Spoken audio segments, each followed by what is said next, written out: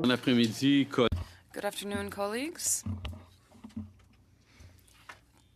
To begin, I'd like to welcome some members who are replacing the usual members. For Ms. Posé, we have Mr. Simard today. Welcome again.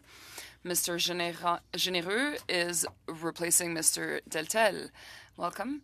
And Mr. Garrison is replacing Ms. Collins, although she might join us online.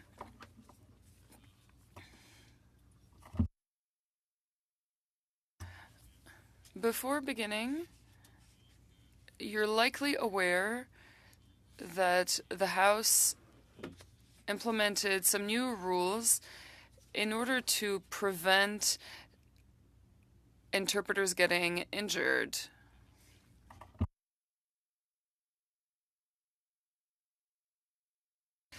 This would be caused by feedback loops and effects. So you may have noticed that there are black or dark stickers next to you. That's where you must put down your earpiece when you're not using it. So it's just to make sure that the earpiece is at a minimum distance from the microphone to prevent feedback loops. I'm going to read something very briefly. I'm going to read some of the information with regards to this new procedure. Participants in the room of the following important preventative measures to prevent disruptive and potentially harmful audio feedback incidents that can cause injuries. All in-person participants are reminded to keep their earpieces away from microphones at all times. As indicated in the communique from the Speaker to all members on Monday, April 29th, the following measures have been taken to help prevent audio feedback incidents. 1. All earpieces have been replaced by a model which greatly reduces the probability of audio feedback. The new earpieces are black in color, whereas the former earpieces were gray. Please only use a black-approved earpiece. By default, all unused earpieces will be unplugged at the start of the meeting. So when you come into the room, the earpieces will not be plugged in. You'll have to plug them in. At the start of the meeting. When you are not using your earpiece, please place it face down on the middle of the sticker for this purpose that you will find on the table as indicated.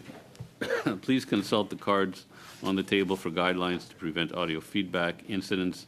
The room layout has been adjusted to increase the distance between microphones and reduce the chance of feedback from an ambient earpiece. Alors, ce sont les... That is the new procedure in order to prevent any feedback loops. It will also prevent any accidents and injuries to the interpreters. Before we begin, I do have a few items I'd like to go through. First of all, we will soon begin our study on the financial system and climate change. In the motion that was tabled, cooperatives have been invited as witnesses, but we haven't had any actually... Well, we've been told to invite cooperatives, but we don't have any specific witnesses. If the parties can come up with some recommendations of cooperatives that we might invite, please send those suggestions and with a prioritized list as usual in order to make the task easier. Please send your lists to the clerk of cooperatives that you would like to invite as witnesses for that study. Next item, Ms. Collins passed a motion here at the committee to invite the CEOs of oil and gas companies in Canada. Ms. Collins is online. Has the sound been approved?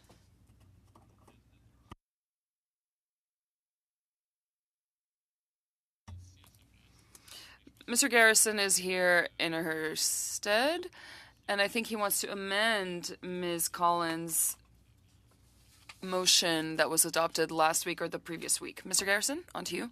Chair, yes, Ms. Collins had a headset failure, and we drove one from my constituency office to her. But while she's doing that, on her behalf, I would like to move the following motion, which I believe there have been discussions among the parties to support.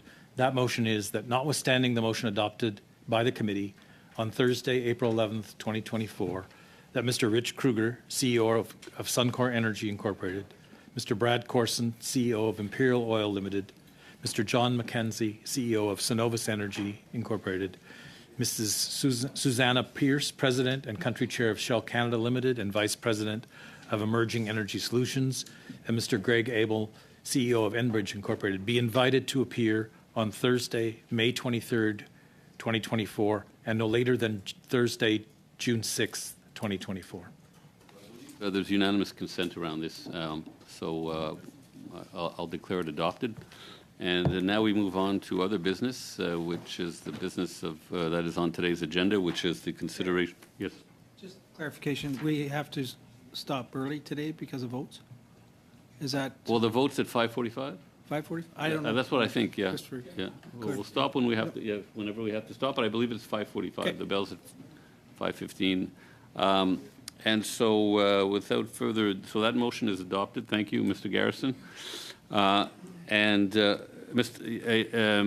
so now we'll go to the consideration of clause by clause of Bill C-317, and I believe Mr. Longfield has a motion. Yes, Chair. Not a reflection on your job as chair, but since this is your bill, that I would move that during consideration of Bill C-317, an act to establish the national strategy respecting flood and drought forecasting, that John Aldag be assigned or designated as acting chair of the committee. Mr. Aldag is here and former member of the committee. I imagine there's all-party agreement? Okay, well, Mr. Aldag, I'd invite you to come and take the gavel here. Yay.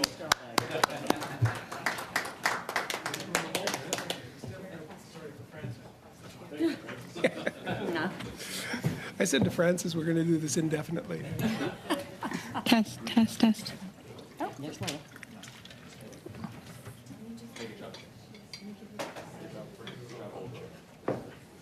Ms. Collins, would you be ready to do a sound check?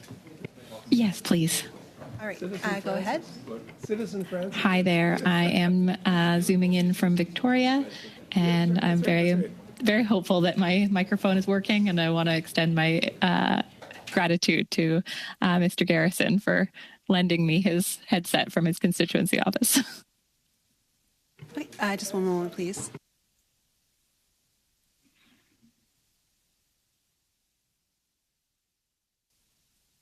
Okay, great. Thank you so much, Ms. Collins.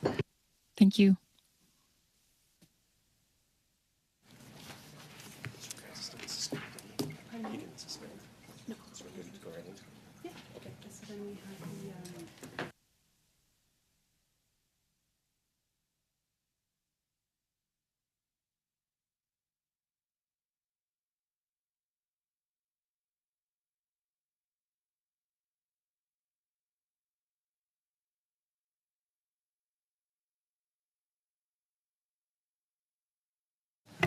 All right. Well,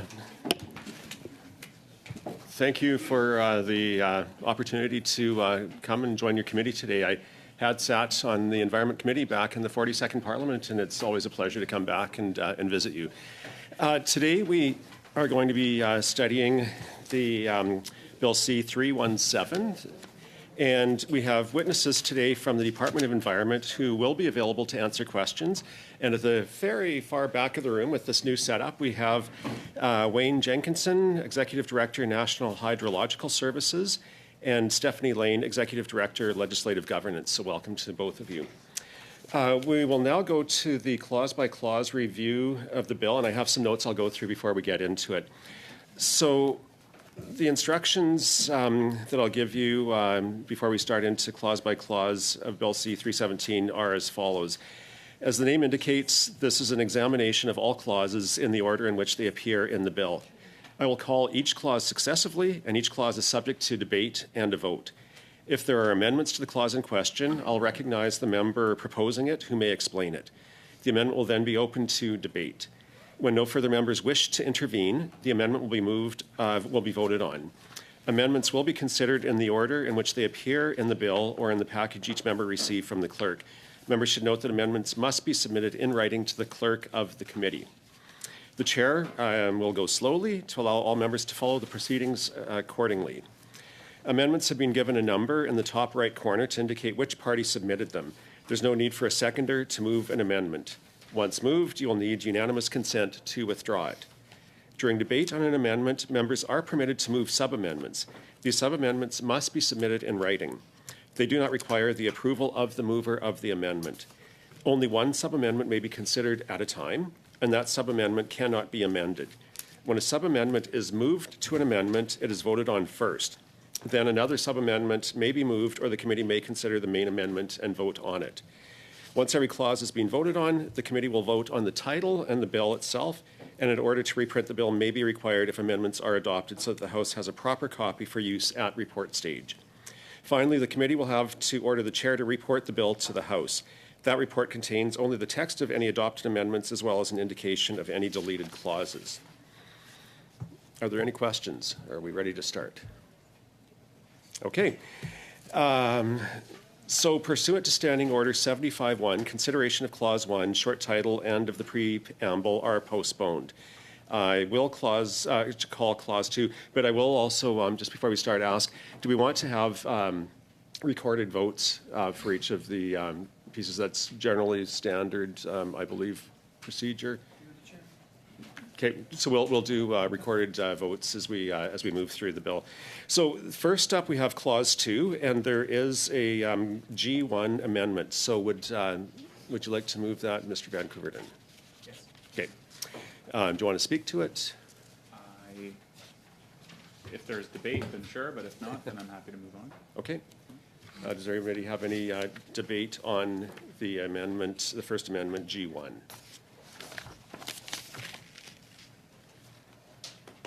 Okay, seeing none, I'll call the question. All in favor of Amendment G1? Is it okay? Okay, that one is then carried. Next up, we have CPC1. And this one was, just have to see who, Mr. Mazier, you had put this one forward. Would you like to move it? Yes. And would you like to speak to it, or are you ready to go into the debate? It's just simply clarifying that there will be no new spending to obtain this legislation. All right, any discussion? Sure. Okay, thank you, Mr. Chair, for taking time out of your busy day to join us today. So when I read this bill, I found it was maybe a little bit ambiguous as to whether or not it would authorize new spending, and in the absence of this amendment, we would not want to have this bill ruled out of order for lack of a royal recommendation. And so for that reason, I strongly support this particular amendment, and I encourage everyone to vote in favor. Okay, thank you. Ms. Collins, I have you next. Thank you, Mr. Chair. Just thinking about a previous bill we studied, the National Strategy for Environmental Racism, we didn't add a clause like this. It seems a little bit redundant because we know that private members' business doesn't require, it would require a royal assent to, if it had new spending in it. So, just given the precedent with the National Strategy on Environmental Racism, it seems like this might be unnecessary, and maybe just quickly checking in if we have any officials that could answer that question. Thank you for the question. So, as the member noted, royal recommendations would be required for any new spending. This bill is just, this motion, as I understand it, is really just providing for greater certainty provision. but it hasn't been added to other bills similar like this as you've noted. So it isn't strictly necessary from the perspective of ensuring that that there is no spending associated with the private members bill. Okay, just wait. I have a speaking list, so I'll go to Mr. Van Koeveren first and then come back to you, Mr. Mazier. Thank you, Mr. Chair. It's nice to have you at the Environment Committee. And I was going to say precisely what my colleague, the Member of Parliament for Victoria, said, is that all private members' bills would require royal recommendation in order to include new spending, and this one is no different than any other private members' bill. I've never seen a private members' bill which specific inclusion of the rules around PMB. I think it's a frivolous clause. I don't think it's necessary. It doesn't add or subtract anything from it, so I don't think we need it. And Mr. Mazier, you're next. You know, this is simply ensuring that there's no extra spending going on. It's not impossible. What will happen is it'll get to the end of the rope, and then all of a sudden they'll say, ooh, we got some extra spending, so the bill will get defeated. And I don't think we want to see this happen to the private members bill.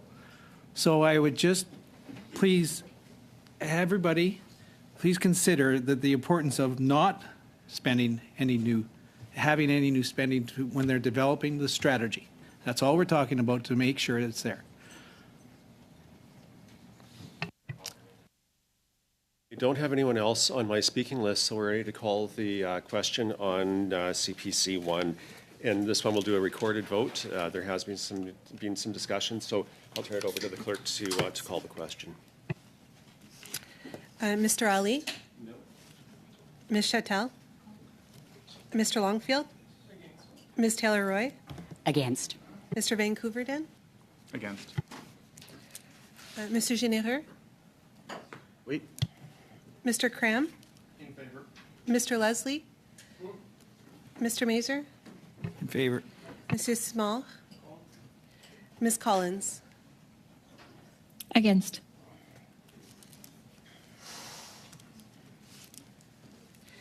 So 7 nays, 4 yeas. Okay, so CPC 1 is not carried. And then we'll move to the clause, shall clause 2 carry as amended? Do you want to call the question on this one? Mr. Ali? No. Sorry. Yeah. Madame Chattel? We're calling the question on clause 2 as amended. Mr. Longfield? Yes. Ms. Taylor-Roy? Yes. Mr. Van Koeveren? Yes. We're at clause 2 as amended. Yeah, so we had clause 1, the G1 amendment was carried, then CPC 1 was defeated, and so then we have clause 2 as amended is what we're voting on.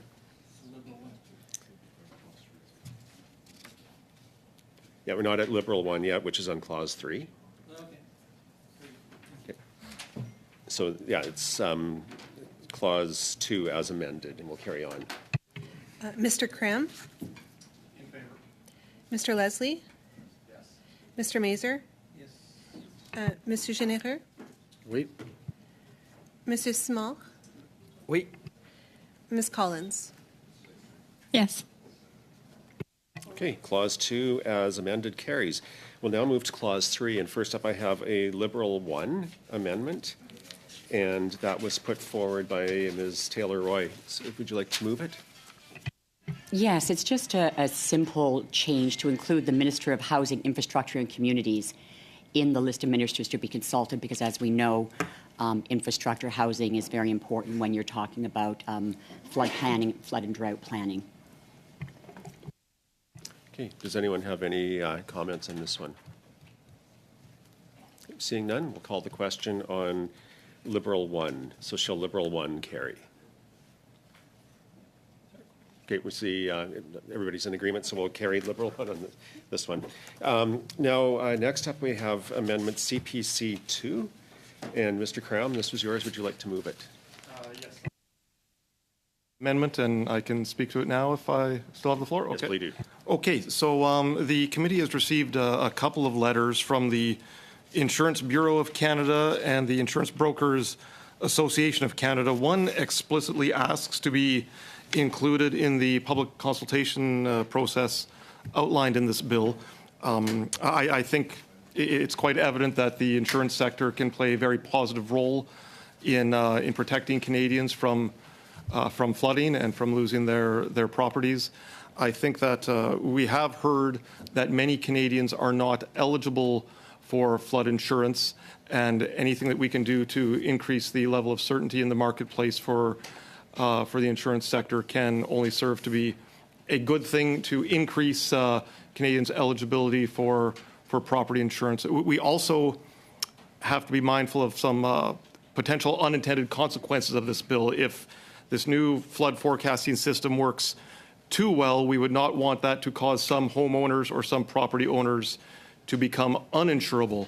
And so, therefore, to make sure that we can achieve the full benefits of this bill, I would like to move this motion to make sure the insurance sector is explicitly included. Thank you, Mr. Chair. Thank you for that explanation on your amendment. Before I go to my speaking list, I'm going to just make one comment here. So if CPC 2 is adopted, Liberal 2 cannot be moved due to a line conflict. As House of Commons Procedure and Practice 3rd edition states on page 769, amendments must be proposed following the order of the text be amended. Once a line of a clause has been amended by the committee, it cannot be further amended by a subsequent amendment, as a given line may be amended only once. So just wanted to make sure that everybody's aware of that. And now for my speaking order, I have Ms. Taylor-Roy and then Mr. Van Couverden. Thank you, Mr. Chair. And I'd like to make a sub-amendment to the amendment as Lib 2 then will be able to be moved. Okay, a sub-amendment is in order. Do we have it in writing? It is in writing. I'm not sure if it's been... It was distributed, I believe. It was distributed? Yeah. Okay, yeah, so... Okay, so the reference number, so everybody has it, is reference 13047-345, and this is in the top upper left-hand corner of Bill C-317, page 3, in both English and French. So, Ms. Taylor-Roy, I'll move to you to move your sub-amendment and to speak to that, and then we'll have the discussion on the sub-amendment.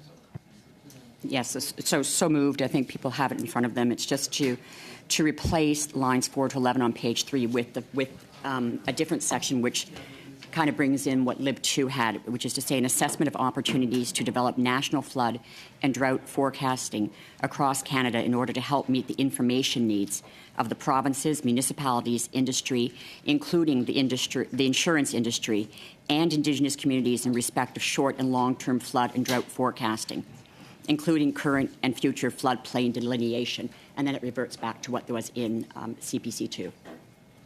Okay, thank you. Ms. Collins, did you want to speak to the sub-amendment? I saw your hand up first, and then I have Mr. Longfield after.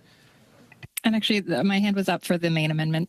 Okay, so I'll come back to you once we get through the sub-amendment. Mr. Longfield, did you want to speak to the sub-amendment? Thanks, Chair. And you're doing a great job, by the way. I like the idea of including the insurance industry, and I also like the idea of not losing anything out of Lib 2, but I wonder if the officials have any comments. Technically, does this make sense from your shop? As I understand it, the two amendments are being combined, and in the insurance industry is being included in the amendment that had been previously proposed. So if that is how I understand it, it makes sense to us. Okay, great. Thanks. Okay, I don't have anybody else on the speaking list. Anybody else want to speak? Okay, seeing none, we'll call the question on the sub-amendment. And this one we can do a recorded vote. So we'll turn it over to the clerk to call it. So all in favor of sub-amendment reference 130-47345. Mr. Ali? Yes. Madame Chatel?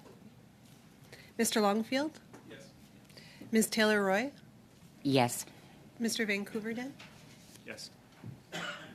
Mr. Cram? In favor. Mr. Leslie? Yes. Mr. Mazur? Yes. Monsieur Généreux?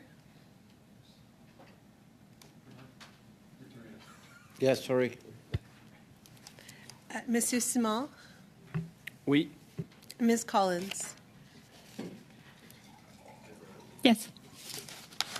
Okay, do you want to give us, all in favor? Yep. Okay, so the sub-amendment carries, and so now we'll move to discussion of CPC 2 as amended. And my speaking list, I have first Ms. Taylor-Roy, and then, or was that to the sub-amendment? Okay, so Ms. Collins, you're the first on my speaking list for the CPC 2 as amended. I was just going to ask the officials kind of the process in terms of the insurance industry, if they would have been excluded from this, if this is a helpful addition. I think in the study of this bill, I had some questions around, how certain areas might not be insurable, and also wanting to make sure that we kind of hold insurance companies accountable if they are, if people who are being insured are suddenly seeing their premiums go up and or finding their house uninsurable. So just curious from the officials' perspective what this means to this addition of the specifically the piece around the inclusion of the insurance companies in this. Thank you, and I'll respond to the first part of your question, and then I'll pass it to my colleague who might wish to add some more detail. But with respect to the first question, which was, would the language of the current text have excluded consultation with the insurance industry? I think that is no. It's not a exhaustive list. This is the way the provision is framed. This is a list of groups that the minister must consult with in developing the strategy, but it doesn't say that there are others that the minister cannot consult with. With respect to details about whether or not the insurance industry may have been included and considered as part of how industry is framed, I might ask my colleague from the National Hydrological Service if he has anything to add. Thank you. I don't know if there's more that I can add except to say that it's in terms of the impact that I should say I believe the intent of the bill as written is to explore ways to better communicate flood forecasting and forecasting tools to Canadians. I don't know necessarily that would necessarily lead to implications for insurability in this context of this bill. So I suppose that's my answer to that question. I think that in the industry, the insurance industry does fit nicely within the industry generally, and that's about all I can add to this. Thank you. Okay, Mr. Leslie. Thank you. You're next on the list. Thank you, Mr. Chair, and welcome. Does this proposed amendment provide certainty, and without it, is it possible that the insurance industry could not be included in consultations? Yes, please. I don't believe it would mean that they could not be included in consultations. But would this provide certainty that they would be?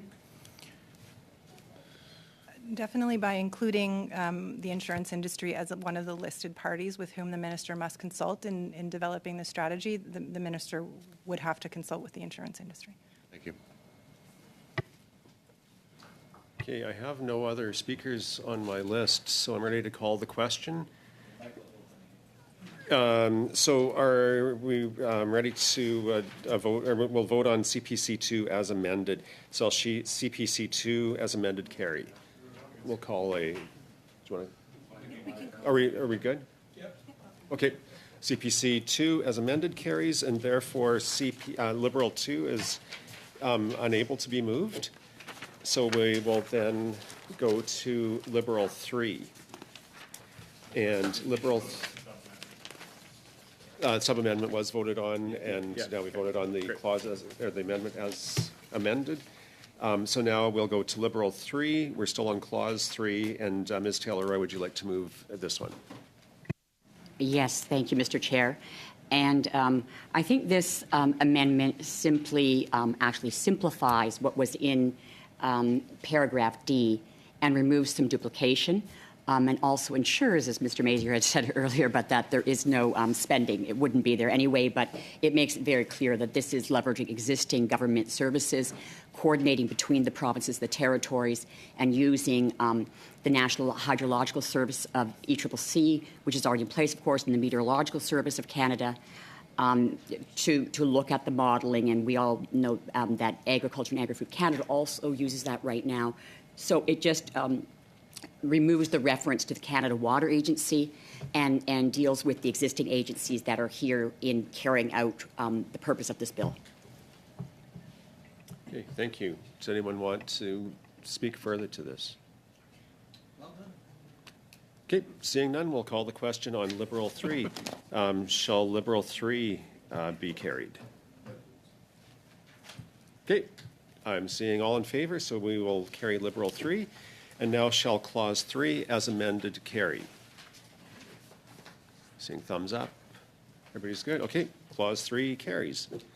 We'll now move to Clause 4, and the first amendment we have is G2. Mr. Van Couverden, would you like to move G2? Sure, certainly. It just includes that the minister must publish the report on the website of the Department of the Environment within 10 days after the day on which the report is tabled in both houses of Parliament. Just changing some words here, basically says the minister must publish the report on a Government of Canada website within 10 days after the day on which the report is tabled in both houses of Parliament. So that's just... Okay, Mr. Leslie. Just through you, Mr. Chair, just out of curiosity, like where would you see this being published? It's a good question. I think it's just the website of the Department of the Environment isn't like necessarily like a thing. There's a Department of the Environment and Climate Change, and I think this is just common practice. To be honest, it's just yeah. We could ask the officials if they have a preference about which website it gets. Yeah. Would the officials like to? Okay, Mr. Major. Like I can elaborate if you'd like. Just maybe it'll satisfy the question. All Government of Canada departments, including Environment and Climate Change, publish their documents on a Government of Canada website rather than on specific departmental websites, and this would just follow that rubric. Yeah, Mr. Major. But this department doesn't exist? There was something about this site doesn't exist right now? Specifically, the department is called the Department of the Environment and Climate Change, and that's not what is listed on the original. That's not, it's here, neither here nor there. Like, all Government of Canada departments, yeah, I think we're good. Okay, are we good on that one? Okay, well then we'll call the question on G2. Shall G2 carry? Okay, Mario, okay, Sarah. G2 carries. Then shall Clause 4 as amended carry? Okay, seeing agreement, Clause 4 carries. We'll now move to Clause 5. And Clause 5, we have G3 as the amendment. And Mr. Van Couverden, would you like to move G3? It's the same thing. It's the same thing as the previous one, just replacing the department with a Government of Canada website. Okay, do we want to have any further conversation? Okay. All right, well, let's not go there, and let's call the question on G3. So shall G3 carry? Okay, G3 carries. Shall Clause 5 as amended carry? Okay, Clause 5 carries. Shall the short title carry? Yes, okay, that carries. Shall the preamble carry? Yes, okay. Shall the title carry? Yes. The title carries. Shall the bill as amended carry? Okay, we have agreement. And shall the chair report the bill as amended to the House? I asked the question, and I was told Mr. Scarpelagio will be able to present this in the House. So that's the chair who will be presenting it. So shall the chair report the bill as amended to the House? Yes, okay. And finally, shall the committee order a reprint of the bill as amended for the use of the House at report stage? Okay, that is done. And colleagues, that... oh, yes, absolutely. That concludes my time with you. Well done. And I will now turn the chair back to Mr. Scarpelagio. And congratulations, Francis, on the passage of your bill at committee stage.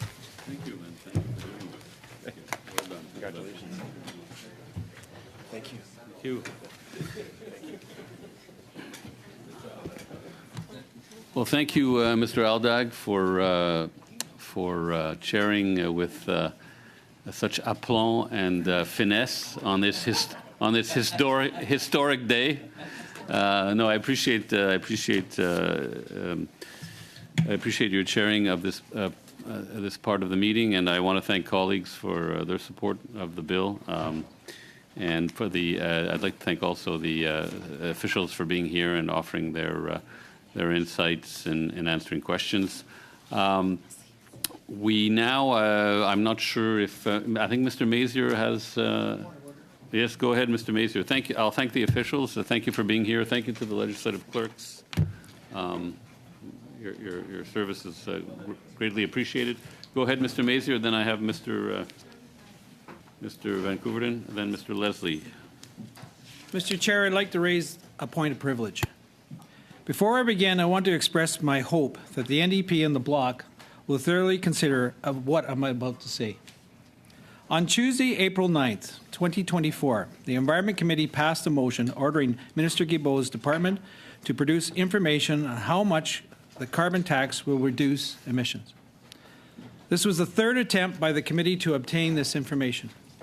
In fact, it was on November 30th, 2023, over 150 days ago, when the committee first ordered the production of the government's detailed emission model. The reason the committee passed this initial motion was because of the following statement made by the government, and I quote, "Carbon pollution pricing will contribute as much as 1/3 to Canada's emission reductions," end quote. In fact, the first time the Environment Committee was made aware of this carbon tax emission projection was when the Director General of Economic Analysis Directorate for Environment and Climate Change Canada stated, and I quote, "I think we're probably in a world where we could say with some rough analysis that up to 1/3 potentially of the emission reductions that were projected to 2030 would come from carbon pricing," end quote. I think probably some rough analysis up to potentially are not words associated with confidence by any means, and certainly not when they're used all together in the same sentence. It is clear why the Conservatives question this emission reduction projection by the Liberal government. After all, it is our job as the opposition to hold the governments accountable, and let's not forget that.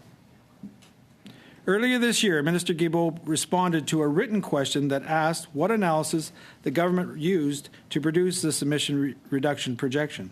Minister Guilbeault stated, and I quote, "To produce this projection, the government used Environment and Climate Change Canada's Provincial Territorial Computable General Equilibrium Model, EC Pro.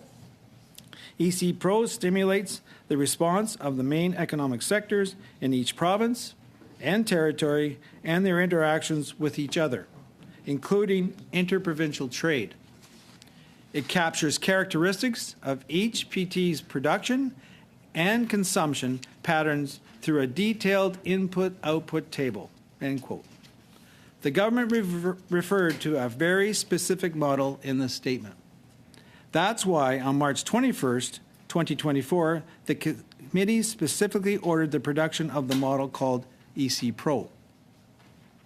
I will draw your attention to page 983 of Boston Gagnon, House of Commons Procedure and Practice, which states, and I quote, "The standing orders state that standing committees have the power to order the production of papers and records, another privilege that is rooted in the Constitution and which is delegated by the House. In carrying out their responsibility to conduct studies and inquiries, standing committees often have to rely on a wide array of papers to aid them in their work," end quote. The committee also ordered the production of all economic modeling associated with this model. Environment and Climate Change Canada failed to provide the complete information the committee ordered. Instead of providing the committee with the carbon tax emission model, the government provided an 18-page draft paper that attempts to describe the model. In fact, the document provided to the committee was titled, quote, Environment Canada's provincial CGE model, with a footnote at the end of the title. The footnote to the so-called model revealed that this paper is in fact not the carbon tax emissions model. The footnote stated, and I quote, "Please note that this draft is in progress. Any comments would be appreciated. Views expressed in this paper are those of the authors and do not reflect those of the Environment and Climate Change Canada or the Government of Canada." End quote. As a result of this blatant defiance from Minister Guilbeault, the committee provided him with a third chance to provide these documents. On April 9th, 2024, the committee ordered the production of this carbon tax emission model again. The committee specifically ordered the production of all parameters, assumptions, variables, and economic modeling. However, Minister Guilbeault failed to hand this over this complete information. Instead, the committee received a 9-page report authored by a third party and a 3-page document from ECCC. The only information provided by ECCC was a projection on how many emissions would be reduced by the government, without any specific details on how it was calculated. In other words, the government said, "Here are the numbers, just believe us." There were no variables, there were no assumptions, no parameters, and no economic modeling. In fact, Minister Guilbeault's department admitted they failed to provide the very information ordered by the committee. When referring to the carbon tax emission model, EC Pro, in the response, ECCC admitted that the model, and I quote, "contains over 4,000 equations, roughly 280,000 variables, and generates hundreds of thousands of data points." End quote. If anybody read the response, they would have noticed that none of these equations or data was provided. The submission alone displays the breach of privilege. The committee didn't receive any of this information mentioned by ECCC, despite ordering it at 3 separate occasions.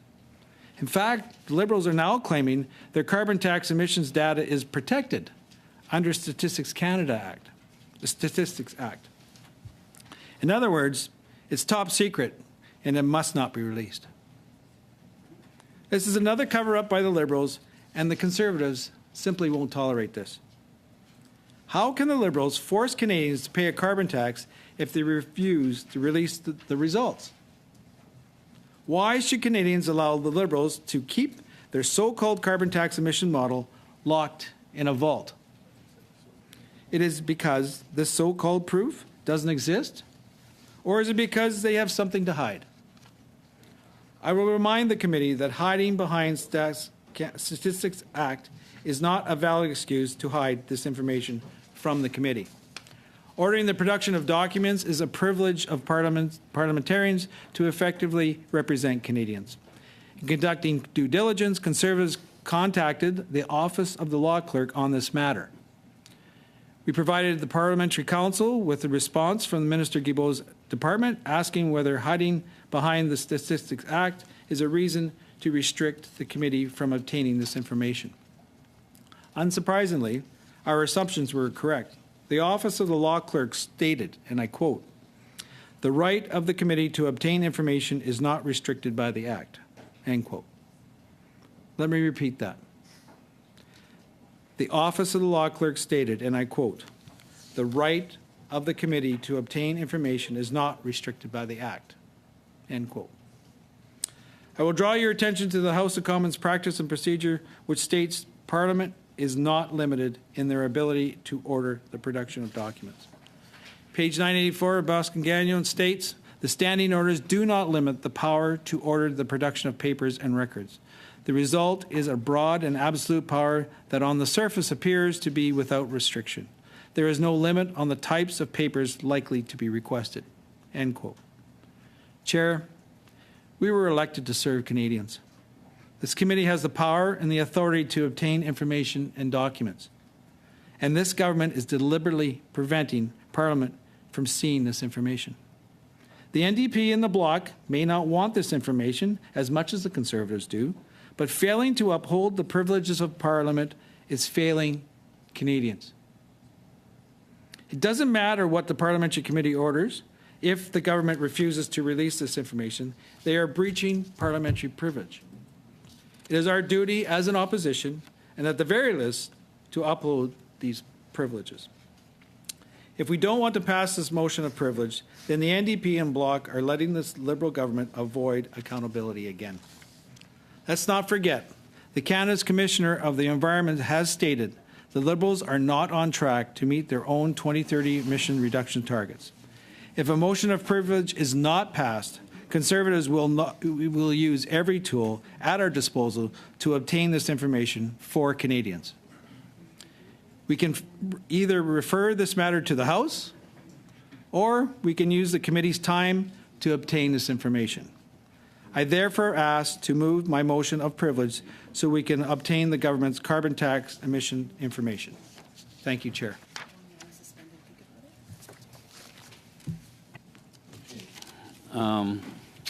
It's a very complex matter. I have a speaking list for it, but we can't we can't go to a speaking list right now. I'm told the chair has to rule on whether it's related to privilege. I find it a little difficult to rule at this point without more information, in the sense that, well, the original ask, I wouldn't mind seeing the document that has the original ask. Do we have that? The original.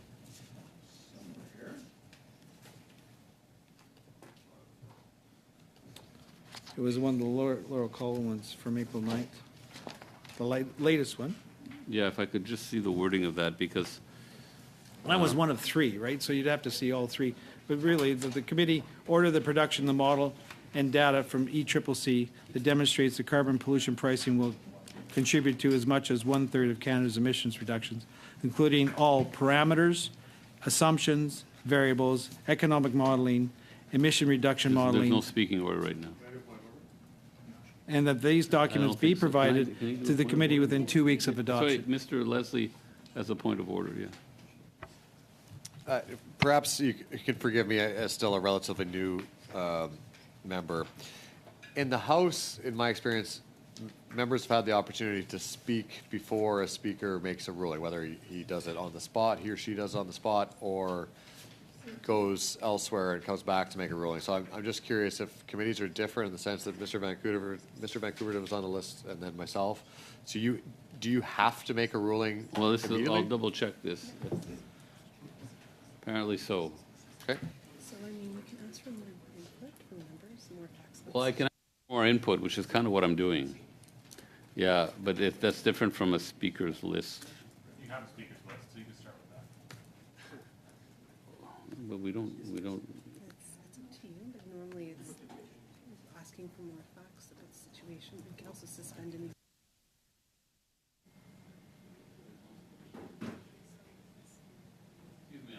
Pause for a second.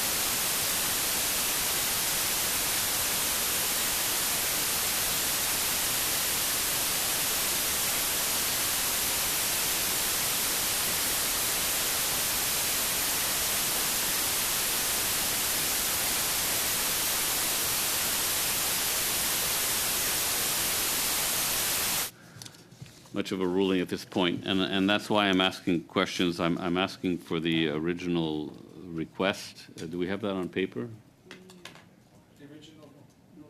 Well, the original request for the model. Yeah, I guess it was a motion. The one that you claim is not being respected. No, I'd like to have it, if you don't mind. Okay, so this is the motion calling for information that you say was not provided. The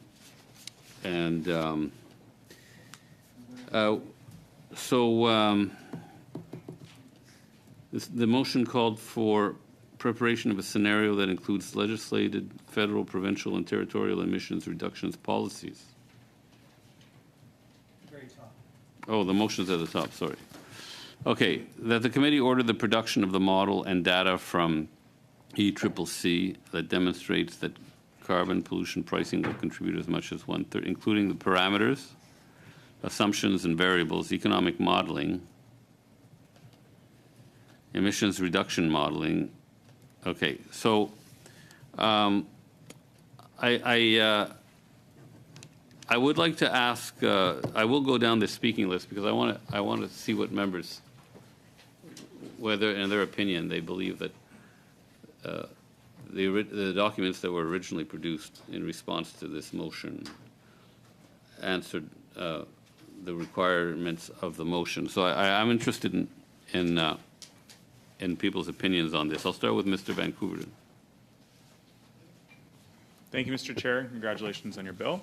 Thank you. First, I would just like to correct the record. The Commissioner of the Environment and Sustainable Development has said recently and repeatedly that we are on track to meet our 2026 reductions emissions targets, and that, end quote, basically, and we would certainly not be on track without carbon pricing, which includes output-based mechanisms, market-based mechanisms, and regulatory changes that have changed the trajectory of Canada's emissions profile quite dramatically. Over the break, Mr. Speaker, I had the privilege of listening to Dr. Sarah Birch. I'm hoping that Dr. Sarah Birch could appear at this committee when we start to discuss climate finance and governance, because we are on that topic right now. It's kind of the topic which has been, in the background of our water study the whole time. Like, it really does seem, if I could offer like an olive branch across the way here, it seems like we're most interested in talking about carbon pricing. Like, it seems like a fascination that we would all like to learn a little bit more about. And I welcome the next study from the Bloc Québécois because we have the opportunity to discuss in further detail climate finance and how to achieve what we all want to achieve, which is lower emissions. Some want to do that with different technologies or whatever. I've heard technology, not taxes, a couple of times. We are using a lot of technologies to drive down emissions. We're also using market-based instruments. And I don't think any single technology or any single instrument is going to get us to where we need to go. Because as we've seen, the targets are actually challenging. We had a lot of emissions in the 90s, and we've had an oil and gas sector increase both their output and their emissions. So, I welcome the next study because I think we'll be able to talk about this more in detail and listen to experts like Sarah Birch. Speaking of experts, there are now over 300 Canadian economists that are, frankly, urging Conservative politicians to read their report on how carbon pricing in Canada impacts household finances. I'm going to print it off again. I mean, I've shared a couple of things with my colleagues before in an effort to try to get onto the same page, or at least invite, I think, Mr. Leslie, you and I sat before the Christmas break, before you welcomed your new child into planet Earth, and we discussed how important it was that the planet Earth be a place where your kid is going to have a viable future and a healthy place to live and grow food. And that's something that we all share. Like, honestly, guys, today was a really good example of why we just need to come together a little bit and work together a little bit more and just occasionally ditch the partisanship. And I'm willing to do that, and I hope that you guys are willing to do that, and we can work together. And sorry, that's funny, Dan. That's funny. But look, the Commission of the Environment and Sustainable Development says that we're on track. And the 300 top economists from across Canada say that not only is carbon pricing effective, it's also not impacting family finances to the degree that is being claimed by a lot of politicians. We should also look back and forward with respect to who's talking about carbon pricing in the world, who's leading the way, and what type of a country we want to be. Nobel Prize winning economist William Nordhaus, who has really been the leading economist on how to reduce emissions, says that Canada's getting it right. And I frankly welcome feedback or criticism from economists or paleoclimatologists or anybody that would like to suggest that Canada's carbon pricing system with the Canada Carbon Rebate isn't both driving down emissions, coupled with the other pricing mechanisms like the output-based mechanism, and also supporting Canadians in need. Because, over the course of the break, I also visited a food bank and I did a little bit of work with some vulnerable community members. And I considered, what life is like if you're earning less than $40,000 a year and you have food to put on the table for a family. In that context, $1,000 tax-free from the government represents 2.5% of your take-home pay. It's a significant amount of money, and that Canada Carbon Rebate is a significant support for people who, take public transit and heat smaller homes and have a large or smaller carbon footprint. Now, going back to the 2021 election, I know I bring this up a lot, but a lot of Conservative members still have the Conservative plan, Secure the Environment, up on their websites and Facebooks. So it's still up, it's still there, and anybody can find that information online. But I'll remind my colleagues opposite that they ran on a really similar plan to price carbon up to $50 a ton. They plan to use an output-based system. So in an alternate universe where the Conservatives won the 2021 election, we would be here in a country pricing carbon and lowering our emissions with market-based instruments. So I want to say again that the Commissioner of the Environment and Sustainable Development, contrary to what my colleague said, does say that we're on track to reach our emissions reductions targets. It's also worth noting that in 2015, they were on their way up, and lately they've been on their way down. We can continue this momentum together. It doesn't need to be a partisan thing. It doesn't need to be, the Liberal plan or the Conservative plan. It can be Canada's carbon emissions reductions plan. It's something that we all want to do. We all want to achieve that, and I really do think that we should get to the next phase collectively. Hopefully in the next study with looking at climate finance, we can ask some more experts what their views and opinions are, and we can ditch the partisanship at the door a little bit.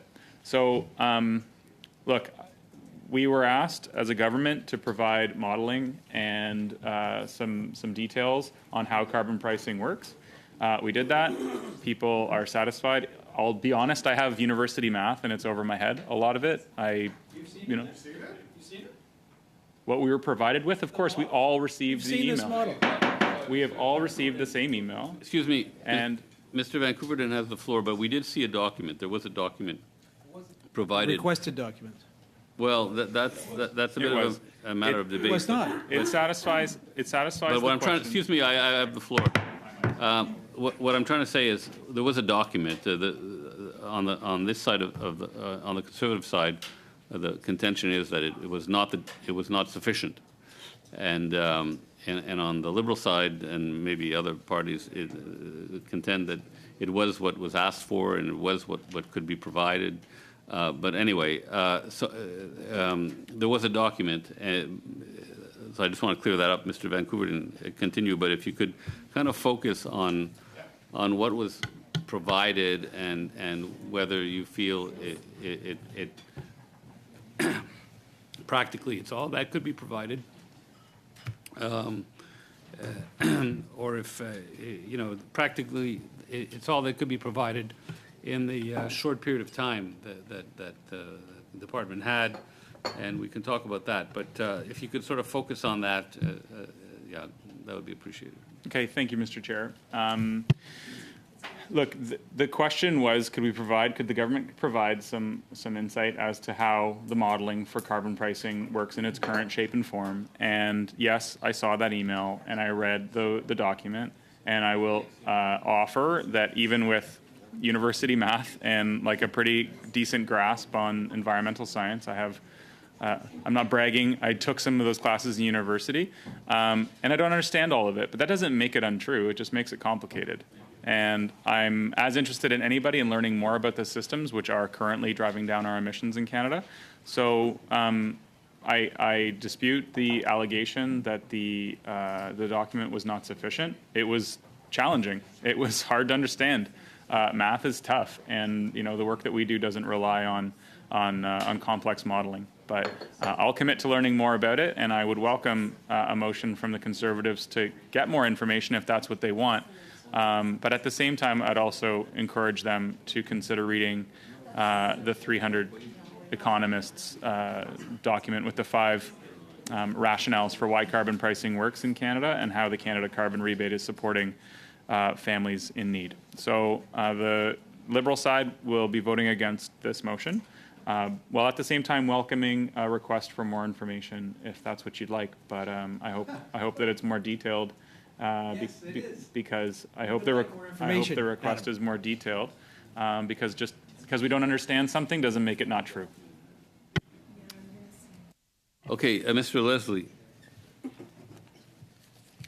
Thank you, Mr. Chair, and thank you to my member across the way for remembering that conversation prior to Christmas. And yes, and forgive me, I am running on limited sleep due to that reality still. So if I trail off, you might know why.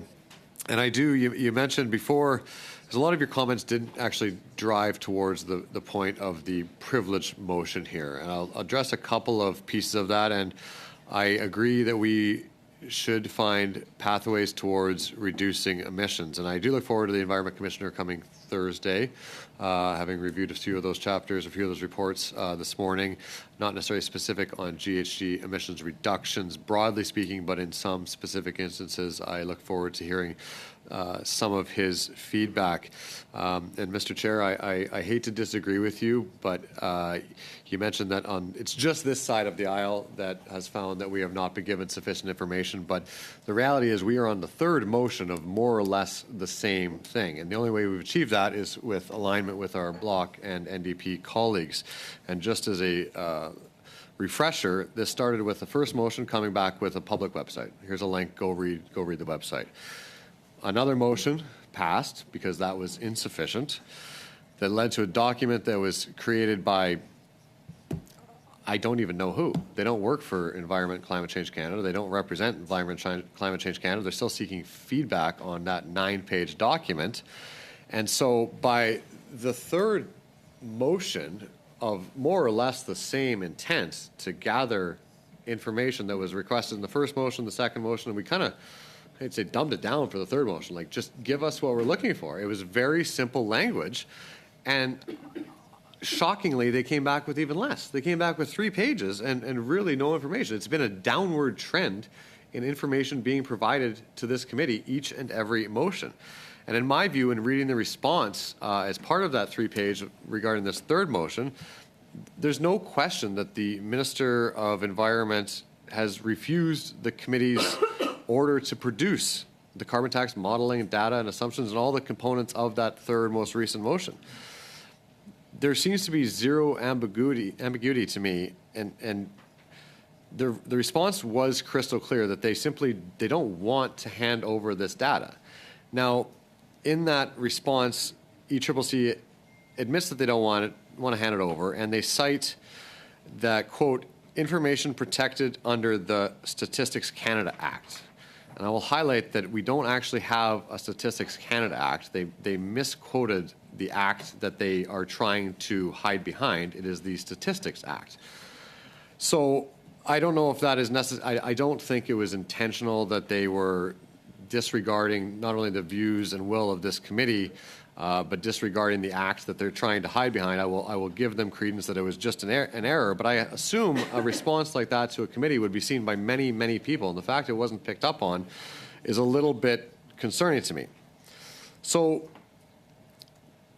when I think back to the early days of this Liberal government, and I will try to park my partisanship at the door because this is a motion of privilege. This is about the supremacy of Parliament. But this government claimed that they were going to be the most transparent government in Canadian history, that they were going to be open by default. We have seen many examples across multiple committees where there has been efforts to restrict information that has been requested by the committee. And as my colleague Mr. Mazur pointed out, when we asked the law clerk about the response that we received from ECCC, we were informed from the law clerk that, quote, the right of the committee to obtain information is not restricted by the Act. Now, he meant the Statistics Act. And there is much precedence of committees having the right to order the production of government documents and the government being obligated to answer them. And I'll quote a couple of examples, Mr. Chair. In June of 2021, then Speaker Rota ruled the Special Committee on Canada-China relations was well within its right to order the Public Health Agency of Canada produce unredacted documents in respect to the Winnipeg lab incident. And I believe it would be appropriate to quote Speaker Rota in his ruling when he stated that, quote, at the heart of the parliamentary system and firmly anchored in our Constitution, there are rights and privileges that are indispensable to the performance of members' duties. Thus, one can read the following at page 137 of the House of Commons Procedure and Practice, 3rd edition. By virtue of the preamble in Section 18 of the Constitution Act, 1867, Parliament has the ability to institute its own inquiries, to require the attendance of witnesses, and to order the production of documents, rights which are fundamental to its proper functioning. These rights are as old as Parliament itself. End quote. Now, Mr. Chair, this ruling builds on a previous ruling from Speaker Milliken back in 2010 in respect to accessing documents and related to Afghanistan. And at that time, the government of the day argued that national security implications should be considered due to their sensitivities. However, Speaker Milliken did not agree with that argument. And in his ruling, Speaker Milliken at page 2042 of debates responded as follows to the government's objections. I quote, to accept such a notion would completely undermine the importance of the role of parliamentarians in holding the government to account. Before us are issues that questions the very foundations upon which our parliamentary system is built. In a system of responsible government, the fundamental right of the House of Commons to hold the government to account for its actions is an indisputable privilege and, in fact, an obligation. House of Commons Procedure and Practice, 3rd edition, adds this at page 985. Quote, no statute or practice diminishes the fullness of that power rooted in the House privileges unless there is an explicit legal provision to that effect, or unless the House adopts a specific resolution limiting the power. The House has never set a limit on its power to order the production of papers, end quote. Now, Mr. Chair, you've been here a long time and you're a respected member, and I believe you would agree with me that upholding the rights and privileges of members of Parliament is paramount. With ECCC admitting that they are simply refusing to hand over the carbon tax modeling and data and assumptions and all that was requested within that motion, it can leave no doubt to any reasonable person that they are trying to thwart this committee's order to produce those documents, passed 3 times in 3 different versions. And in my view, it leaves no ambiguity for the chair of this committee, you, Mr. Chair, to rule that our privileges as members have been, in fact, breached. And I would conclude by saying, Mr. Chair, that I truly believe it would be wacko to rule otherwise. You better be careful with the word wacko. It seemed timely. Yeah. Ms. Collins. Mr. Chair, I think that if a word is ruled to be unparliamentary in the House of Commons, it is probably unparliamentary in committee as well. And potentially Mr. Leslie might want to withdraw it. I'm not sure how he spelled it, so I'm not sure exactly what. So go ahead, though, please, on the issue at hand. On the issue at hand, maybe I would like to correct the record. Mr. Van Koeverden started by correcting it, saying that Canada is on track to meet its targets. And the Environment Commissioner has actually made it fairly clear that when it comes to our 2030 targets, we are not on track to meet even the low end of the Liberals' 40 to 45%. And so Mr. Van Koeverden mentioned the interim target of 2026, but then went on to say that the government is on track broadly to meet its targets, and that's not accurate. I think it's really important that we are careful and judicious when we're talking about this, because Canada has missed every Point of single order, Mr. target. Chair. Mr. Vancouver, and point of order. Thanks. I very specifically said the 2026 target in my intervention. I Okay. said the 2026 target Okay. was the one that the Canada's Environment and Sustainable Development Commissioner was referring to. We also haven't had other targets. The NDP consistently say that we've missed targets. We haven't had any other targets, and we're on target to reach our goal for 2026. But it's not really the subject of the discussion here. I mean, the only reason I'm going through this speakers list, which I'm not obligated to do, is because I'm trying to better understand the crux of the issue, which is whether Environment Canada produced the information that Mr. Mazier and the committee asked for. So, And Mr. Chair, just because you did allow Mr. Vancouverton to correct the record, I just would like the same leeway in my comments, because he did mention the 2026 initially, but then went on to say we are on track to meet our targets. Okay. And so I do want to make it very clear that we are not. Okay, that way, understood. Are there any comments about the document that was provided by the department? I agree that the first two responses from ECCC were woefully inadequate, and sending a link to the website is unacceptable. Then the documents that the department sent from the kind of second motion were clearly inadequate. It didn't have the information that I would like to see. And it's why I worked with all parties, and we were able to find support for a third motion. The data that came back in this was helpful. I found it helpful. And I also found it interesting that the department also attached a second document with the Climate Institute's report on carbon pricing. And I think, that report really shows that carbon pricing is an essential tool in our toolbox when it comes to tackling the climate crisis. And it also shows that the consumer and industrial carbon pricing, these two pieces are doing different amounts when it comes to bringing down our emission. I am committed to building a climate plan that makes big polluters pay, that brings down the cost for Canadians, that meets our emissions targets, and really unifies people when it comes to tackling the climate crisis. And the document that was attached by ECCC from the Climate Institute, I think highlights in some ways how the government has fixated on their own specific design of consumer carbon pricing, maybe to the detriment. It may not be the best and only way to tackle the climate crisis, and they've used it as a political wedge. And so I think when you look at those documents, one of them said, the consumer price will contribute 8% of Canada's emissions reduction plan, whereas if you weight to 14%. Whereas if you look at the industrial carbon pricing system, the system that makes the biggest polluters pay what they owe, it's projected to do more than any other policy to cut emissions, delivering between 20 and 48% of Canada's emissions reductions. Now, if we go back to what the Conservatives initially were asking about, which is the comments made by ECCC about whether this was actually contributing a third of Canada's emissions reduction plan, that document from the Climate Institute shows that 8 to 14% plus 20 to 48%, that is, that falls within that and kind of backs up the comments made at Environment Committee.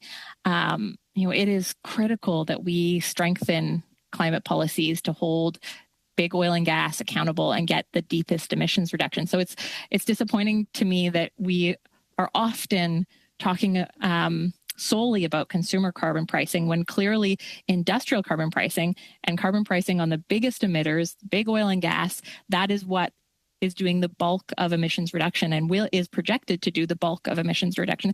And it's really concerning to me that the Conservatives have not committed, refused to answer the question of whether they would scrap the industrial carbon price. That is the policy that is doing the most work when it comes to emissions reductions. That is terrifying to me to think that they might scrap it. And so I am very interested in having these conversations.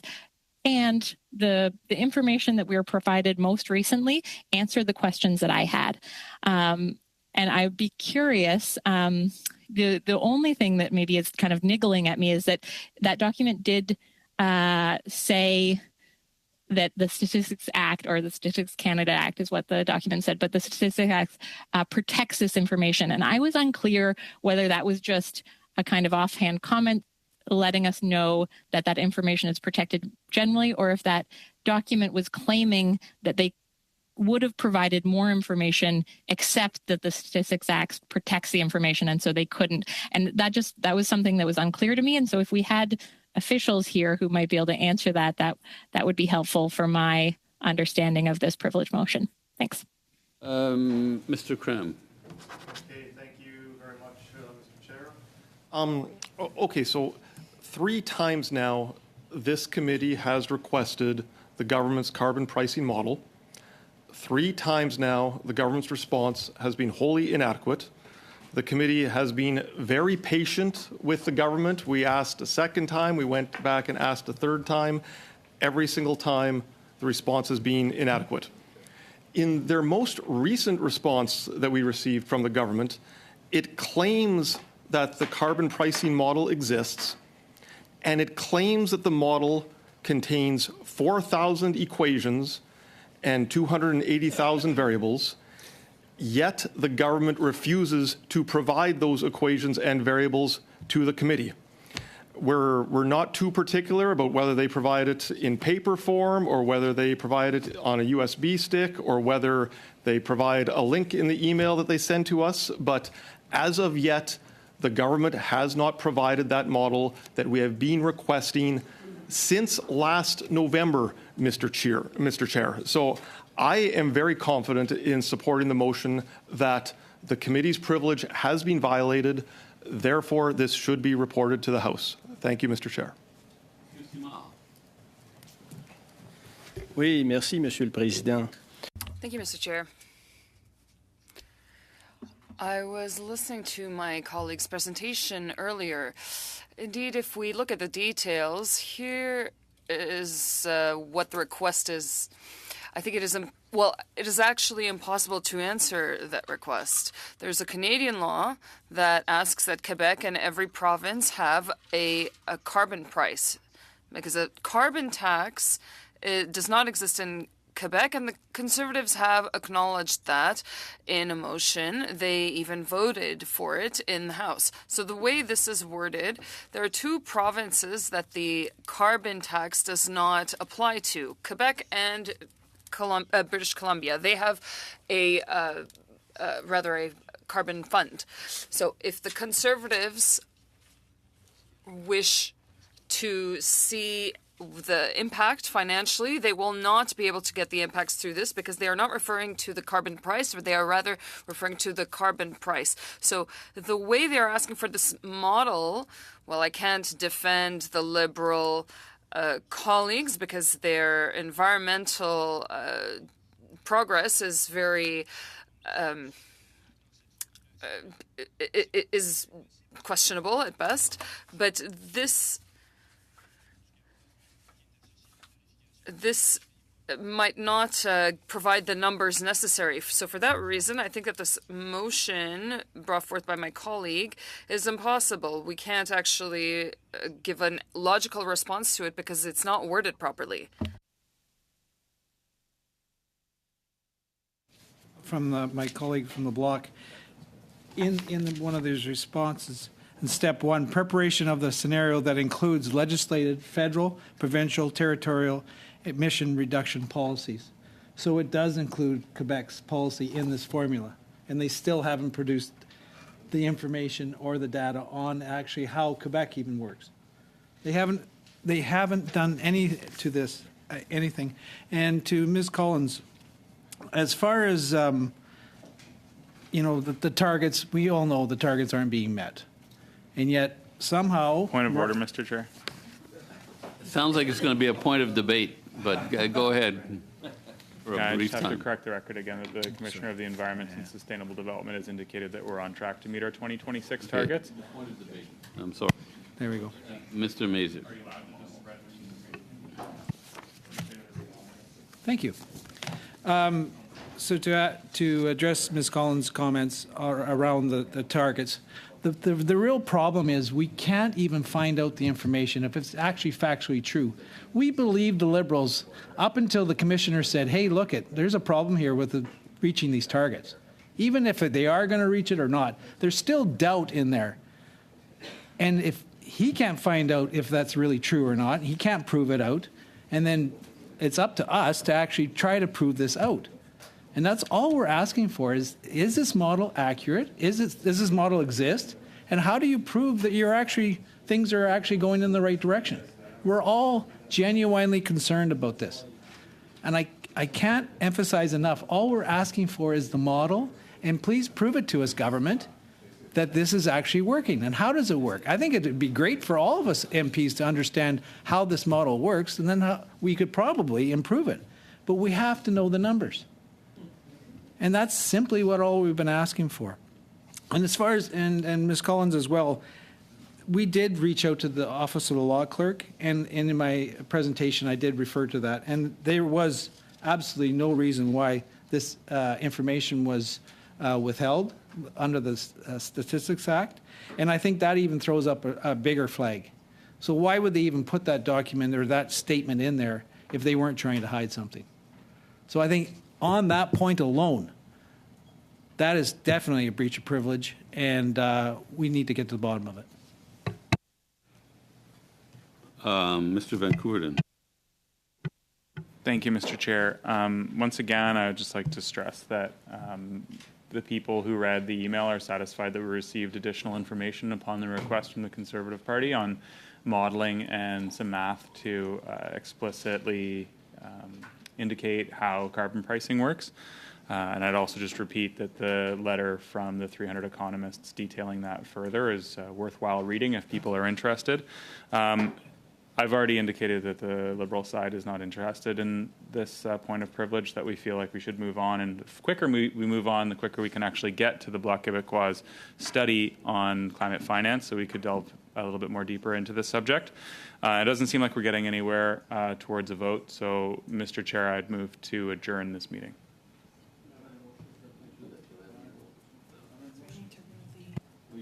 I haven't ruled yet. There's no real motion, I don't think, on the table. There's no motion on the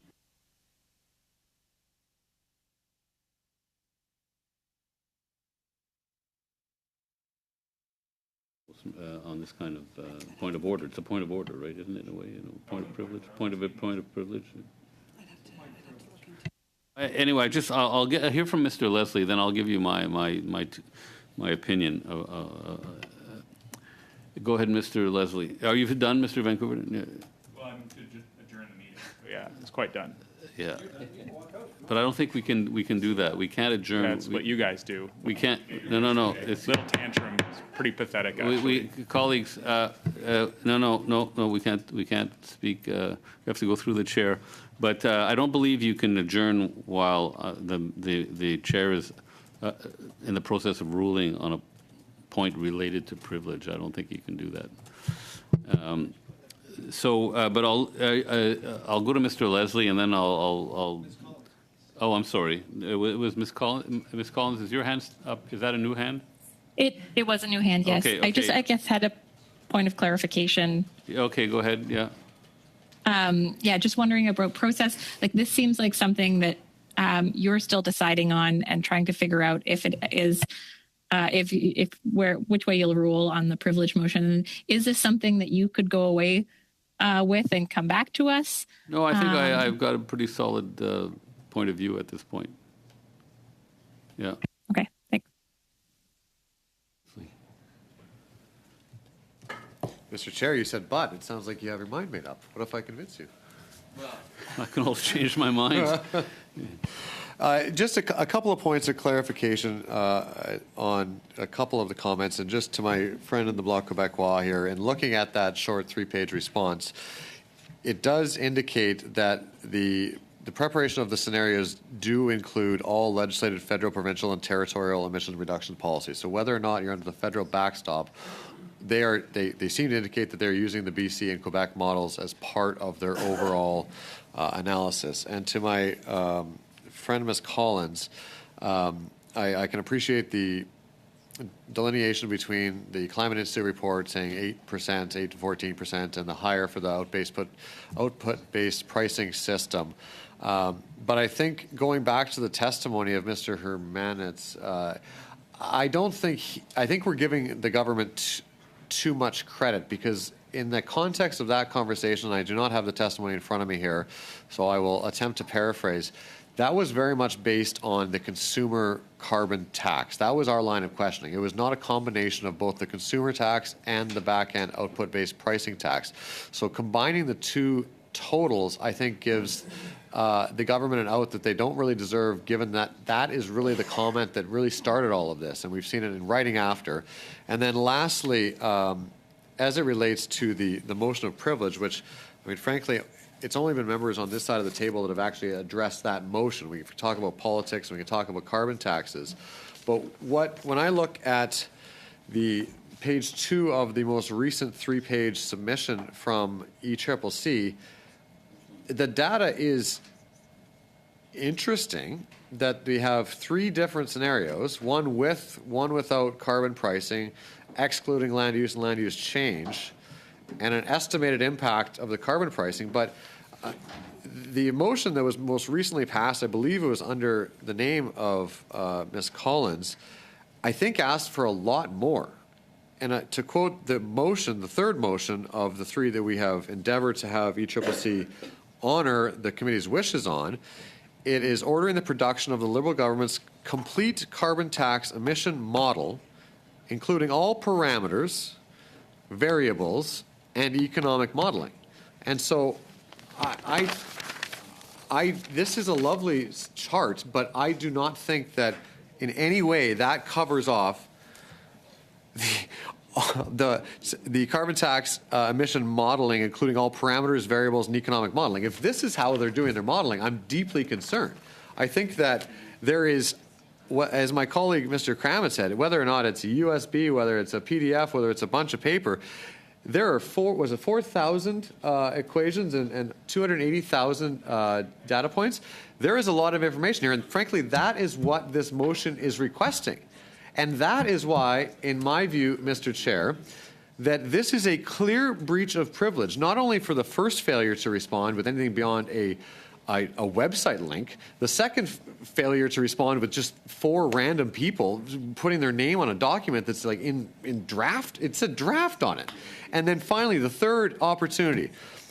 Mr. Chair, 3 strikes, you're out. They came back with less. It's a clear violation of our parliamentary privileges, and I hope that you see that and will rule in favor of this parliamentary privilege motion. Thank you, Mr. Chair. Okay, Mr. Van Koeverden. So thankfully, everything that we say in this meeting is always on the record, and we could go. Is Ms. Collins before me? Is your hand? Is this a new hand, or is it? I'm sorry. It's very Yes, hard. it was a new hand. Okay, we'll come back to you after Mr. Van Koeverden. Thank you. As I was saying, and sorry if I butted in line, Ms. Collins, this will be quick. My exchange with both Mr. DeMarco and Mr. Hermanitz from, I think it was November last year. Sorry, the date's not at the top of my screen here. This is the root of what we're talking about here, like the root of when those individuals confidently said that up to 1/3 of the emissions reductions that we anticipate could be attributed to carbon pricing. Mr. Leslie suggested that the question was somehow just the consumer price on carbon. That wasn't my question. My question back then was, with respect to carbon pricing, it's difficult to quantify how many reductions we've seen since 2005. It's not as though anybody has a crystal ball or a dual universe Star Trek The Next Generation style holodeck where you can say, computer, can you please give us a dual scenario situation? But, you know, they were able to suggest that because we've seen a 6% reduction in emissions as a country since 2005, there is a time at which we instituted a price on pollution. The price on pollution goes up every year. So as you track that, you know, you can see precisely how much per dollar on carbon pollution can be attributed to, how much that reduction can be attributed back to the price. And he agreed. He said, you're right, it's very difficult. There's more than 80 measures with respect to carbon pricing. So attributing specific megatons to individual measures when they're all applying to the same thing, what comes out of our gas-driven car, and when we heat our homes with fossil fuels, and when we dry grain with fossil fuels, it's a complicated scenario. But if we can use a little bit less, then we know that we're getting somewhere. But he said, I think that the commissioner's report agrees with that statement, that carbon pricing is a significant contributor to the expected reductions, and that we are in a world that up to 1/3 of the emissions reductions we're projecting to 2030 will come from carbon pricing. Yes. And I will note So that just in a moment, that Mr. Vancouver and Mr. Mazier has a point of order. Just relevance on this. This has nothing to do with the task. Yeah, we should really stay on the topic of whether the model is whether what ECCC has provided is a model. Point of order, Mr. Chair. Yes. I do think that discussing whether or not the original question was referring to the consumer price or the industrial price is very relevant to whether or not the responses that we get are adequate. Mr. Van Koeverden is bringing up the point really about the genesis of this this question, and the initial motion that the Conservatives tabled directly referenced the response. And so I think it's important we know, especially given the Conservative just mentioned, that the context matters when it comes to whether they were talking about consumer carbon pricing, industrial carbon pricing, or the combination. I think this context actually matters. Thank you. Okay. Yeah, go ahead, Mr. Yeah, okay. You had a point of order? That was a point of order after Mr. Mazer's point of order on my intervention, which I hadn't so you completed continue just with yet. your intervention, and then we'll go to Mr. Mazier. Then I'm going to close this off. Okay. So I don't think Ms. Collins has had the opportunity to say what she wanted to say. I'm done here, but I do think it was relevant to suggest back in November when we discussed this and initially got the response from the Commissioner of the Environment and of Sustainable Development and Mr. Derek Hermanetz, it was referring to carbon pricing as a whole, including those 80 measures, not just the consumer price on pollution that the Conservatives are up in arms about. And I would just ask again, if I can adjourn this meeting, then I would like to revisit that after you rule. We should. Okay. So here's Mr. Mazier to close it off. Ms. Collins, did you? It was a point of order, or did you want to say something? I had my hand up before Mr. Van Koeverden, and then I gave a point of order. Okay. And to be honest, I was actually going to raise a very similar point to Mr. Van Koeverden's, just in terms of the context and the importance of industrial carbon pricing. You know, the carbon pricing conversation should be about how this policy best helps us achieve robust and credible climate planning. And unfortunately, I think the Conservatives and honestly, also the Liberals have turned the consumer carbon tax into a political wedge. So I hope that we can keep that industrial carbon pricing as central as part of this conversation. Thanks. Okay. So, Mr. Mazier, the last word, and then I'll make a ruling on your point of and related despite, to privilege. thank you, colleagues, for all the actually valuable input. It did give us some time to actually make me think about a lot of what's gone on here, especially since November when we first put the motion forward. The bottom line is we're just simply asking for information, simply asking for a model to prove that this is actually working. That's all we're asking for. They refer to the points, they refer to everything, they dance around it, and then they say, oh no, but it's secret. So we can see it as a government, but you guys, you MPs, you can't see this. And that is the travesty of this whole thing. And that's simply all we're asking. And I don't know how we can move forward as a committee if we keep on getting stonewalled by different government departments, different ministers. If they just decide not to answer a question, there goes our parliamentary privilege right out the door. So I'd implore you, please, support us on this motion, at least we'll just get the answers and life will go on. But I don't know how we can work forward if we don't get this information and our privilege is actually breached today. Thank you. Mr. Chair, could I just ask a point of order? Well, I'm going to yeah, go ahead. Well, Yeah, but I mean, it just seems- the bells are going to ring in a couple of minutes. Okay, So. I'll be very brief. It seems odd to me that the Liberal whip staffer has been standing behind you talking as you are about to make a decision on a motion of privilege. That maybe it's just optics. I don't know what was said because our tables are very far away now. It had nothing to do with the Optically, decision. it's a bit odd. It's a bit of a weird look. So. Okay. Anyway, we're just trying to clarify something with the clerk, but anyway, could you just hold on for a second? We're going to pause.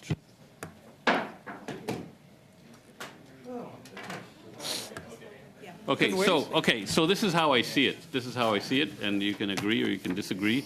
Are we back on? This document here, which yeah, sorry, back on. Yeah. This document here, this which was provided by ECCC in response to the request for a document that included assumptions, variables, a few other things. I don't have them right in front of me. There are models in this. Okay, there are models in this. This is I took econometrics in graduate school. I wasn't a whiz at it, but these would be called models. Yeah. Well, apparently that's how it. Anytime somebody submits a technical paper, they always somehow put that because I guess it can, I don't know, it can be revised or it can be a work in progress. I don't know, but apparently it's not. Doesn't mean that it's not a legitimate document. So there are equations here. I'll read you an equation.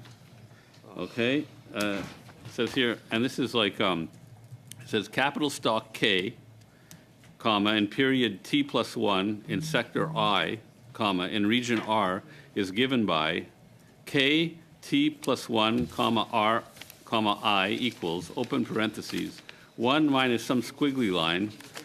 You know, the point I'm trying to make is it's extremely complex. And my question would be, has any expert looked at this document, any econometrician, statistician looked at this document and said, this is not sufficient? Nobody said that in any of this debate, that this is not sufficient. I don't think anybody here in this room is qualified to tell us if this is actually sufficient. We need to get in expert witnesses, I guess. So the other thing is this document does have variables. It has 44 sectors. It subdivides the sector.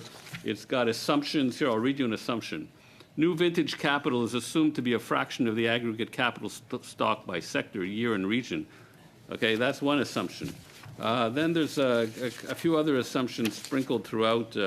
I underscored a couple of them before. Well, you know, the point I'm trying to make is there are variables and there are assumptions and everything else. The problem is, I'm not, you know, here's another one. Similarly, the electricity sector was disaggregated into 11 categories of generation using similar information for E3MC database. I don't know what this means. So I think what we need is we're going to have the minister come to and I hope the minister brings lots of econometricians and experts. And I would ask that maybe, I suggest that maybe Mr. Mazier, you know, have his party bring in an econometrician or consult an econometrician and list the arguments as to why this model is not sufficient or is not indicative of what's going on with the price on carbon.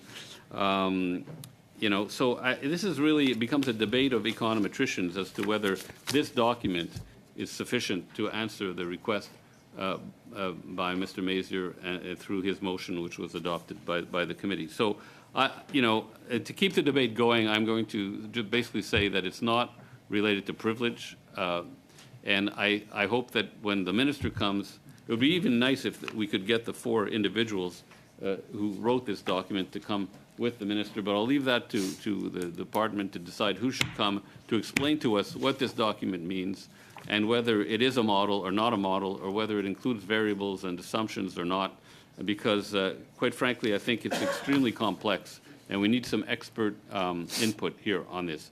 So I will rule for now that it's not related to privilege. Chair. Wait a minute. That this document is a sufficient document for now until One here's different. So, yes, who had a point of order? I'll go first.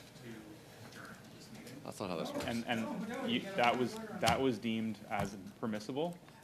No, wait, that's Now not delayed. even, that's not. We didn't do it as a committee. I'm sorry, you were not listening. Anyway, They we're deemed gonna- my we're not- motion- I was not- Okay. Apparently not. I'd like to be brief, Mr. Chair, because I know we're going to run into bells here. And I know I'm going to lose this, but I would like to challenge your ruling, and I'm going to tell you why. You read out eloquently and accurately a number of pieces of equations that were in that first document. You don't have the floor.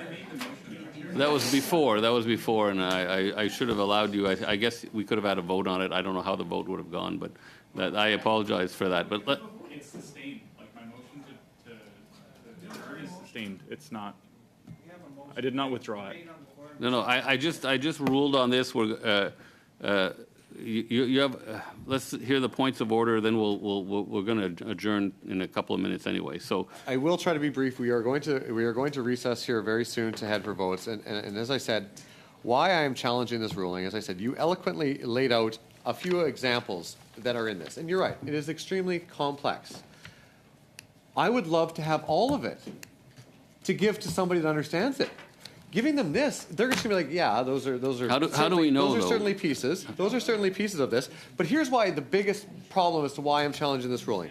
At the bottom, please note that this is a draft in progress. Any comments will be appreciated. Views expressed in this paper are those of the authors and do not reflect those of Environment and Climate Change Canada or the Government of Canada. How can this be a response from the government when it's not even written by the government? That's my problem. Yeah. Okay. That's why this is a breach of privilege, I Mr. hope Chair. you will ask the minister that question. And Well, he was supposed to be here on April 30th, which is when? he's coming Today? on the 21st So of he was May. supposed to be here. Okay. Next point of order. Anyone else? It was the same point of order. Okay. It's basically a draft, and it's not a response Okay, to the motion I understand itself. how you feel about it, but I can't tell you whether it's a draft or a response. I'm not an expert. Yes, you can, because I'm it's not an, written right on the paper. I'm not an econometrician. Mr. Chair, can I just point of order on this? I had challenged your ruling, which I believe is dilatory. Okay, so Cut let's me have a off vote on the before I- challenge of my Well, ruling. I never relinquished the floor voluntarily. Well, you did call to challenge the ruling, no? Right, but I wasn't done talking, and you moved along to somebody else. That is my challenge with this. Okay, go. Mr. Chair, I know that.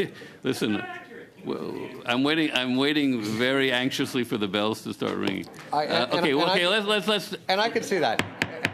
One at a time, please. Mr. Leslie, make your point. Does anyone else have a point to make after Mr. Leslie? Mr. Mazur has a point? You're done. So, Mr. Leslie, then we go to Mr. Vancouver. Well, first of all, we're going to vote on your challenge to the chair, and then I'm going to go to Mr. Vancouverton.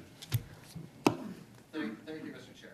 As I stated, this isn't even a Government of Canada document. That's why this is a breach of privilege. And I think the only way to have the experts that we need to actually analyze this information is to have all 4,000 equations, not just one or three or four. These are a summary of models. Just like the third iteration that we got, it is a summary of a model. That is not what the motion said. The motion asked specifically for complete information of a number of pieces. And so, Mr. Chair, I understand that this is a partisan nature, but I will go back to my earlier comments. This government, when it came into power, said it was going to be the most transparent in the history of Canada. It said it was going to be open by default. And this is so far from open by default that it is so embarrassing. Motion to challenge the Yes. chair? Okay, so let's vote on that. Shall the decision of the chair be sustained? Mr. Ali? Yes. Madame Chatel? Mr. Longfield? Yes. Ms. Taylor-Roy? Yes. Mr. Vancouverton? Yes. Mr. Cram? Opposed? Mr. Leslie? No. Mr. Mazur? No. Monsieur Généreux? No.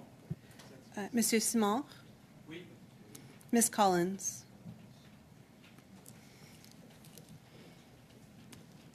Seven yeas, 4 nays. That's good, right? Your ruling stands. Thank you, Mr. Chair. I move to adjourn our meeting today. Okay, let's have a vote on that.